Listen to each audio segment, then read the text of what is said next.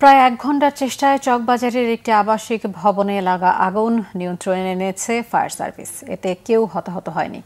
প্রত্যক্ষদর্শী ও ফায়ার সার্ভিসের কর্মকর্তারা জানান, বিকেল ৪টার পর চকবাজারের রহমতগঞ্জ ডালপট্টি এলাকায় একটি বাড়ির ৩য় তলায় আগুন লাগে। খবর পেয়ে তাদের ৭টি ইউনিট ঘটনাস্থলে যায়। প্রায় ১ ঘণ্টার চেষ্টায় আগুন নিয়ন্ত্রণে আসে। ফায়ার সার্ভিসের লালবাগ, পলাশী ও সিদ্দিক বাজারে থাকা ইউনিট আগুন নেভাতে অংশ নেয়।